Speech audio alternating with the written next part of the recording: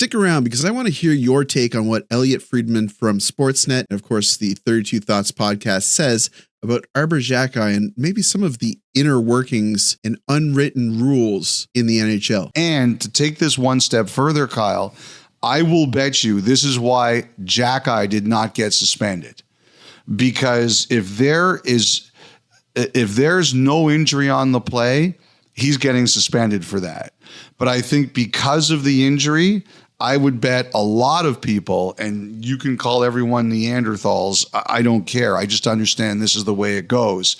I would guarantee to you that a lot of people would look at it and say, because there was a serious injury on the play, or what looks to be a serious injury, Xhekaj did not get the worst punishment he could have gotten. I'll tell you this, I have no doubt they didn't like him punching him with the glove on, and that's why Xhekaj got 27 minutes and thrown out of the game. And I'm sure he was told, don't do that again. But because of the injury, I think he got less punishment than he could have. First of all, I don't even know what to make of this, but let's talk about it.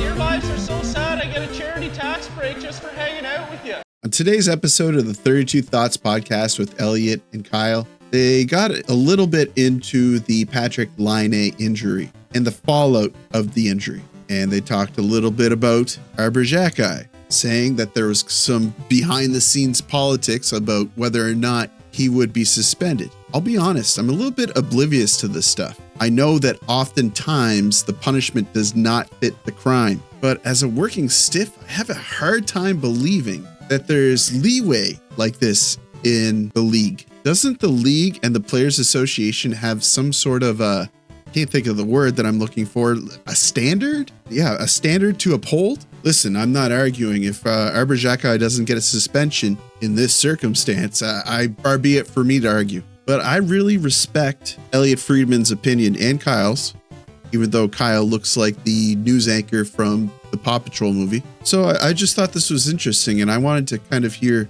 your thoughts on it. I'm not an expert, and I hear a lot of good takes from the comments. I'm always trying to encourage you guys to comment because I really like hearing from you. But this episode was full of interesting takes and things that I'm not a huge expert about. Friedman actually goes on to talk about something that I thought was similar to what PK Subban was speaking on when he released a statement about Laine's injury. And I thought that was interesting because initially when Subban was talking about it, dude, what are you talking about, man? This is a bad take from a former player. I don't think anybody thinks the way you do. But Friedman mirrored Subban's takes about younger players, prospect players in preseason having a responsibility to make sure certain veteran players are not injured or to play lighter on veteran players. To me, this just seems, it's like classist. I thought we hold these truths to be self-evident and all men are created equal. But the code as it is that in exhibition play, the veteran players will tell you it's on parade to make sure that Laine doesn't get hit there. What the hell was that last night? On the penalty kill, stepping up, trying to make a hit, you stick your knee out on a superstar? Irresponsible. I don't like it. This wasn't a battle in the corner. This is open ice, penalty kill, preseason, folks. Patrik Laine deserves a lot more respect than the way he was treated last night, and that should have never happened. Where is the respect for Patrik Laine? Where is the respect for NHL superstars playing in the National Hockey League? I don't see it. I'm not talking about babying the superstars and treating... No. You saw Pasternak. You saw Tkachuk going at it in the playoffs. These guys are tough, but we got to respect them. There can't be any cheap shots on our superstars. I'm sorry. Not by a guy that people aren't... Cedric Paré, I didn't go to the game last night to watch him play. I'm paying admission to watch Patrik Laine play, not him. Cedric, you got to fight. You can't walk away. Poor Arber Xhekaj doesn't know what to do. What's he going to do? You can't jump guys in today's NHL. Guys are looking around because there's nothing you can do. There's cameras everywhere. So how do we police this? It's a problem. People paying big money to watch the superstars play. Team sport. People pay money to watch the stars play. So we got to keep them on the ice. There's got to be respect in a preseason game. Patrik Laine, God bless him. Speedy recovery. I hope he's back in the lineup soon. I really do. But last night did not look good, and it should have never happened. It was disgusting.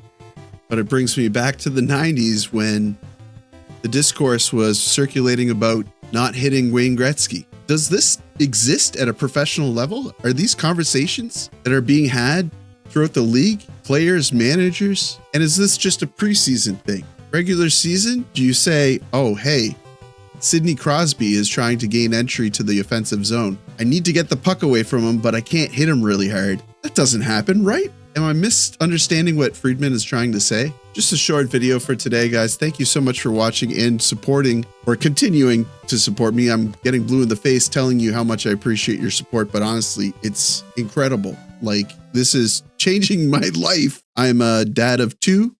I don't have a whole lot of free time anymore. And this hobby is just, it's so fun. It's revitalized my love of creating content on YouTube. So again, I want to thank you so much. So like the video, subscribe if you're not already a subscriber to my channel. And as always, I'll see you down below in the comments.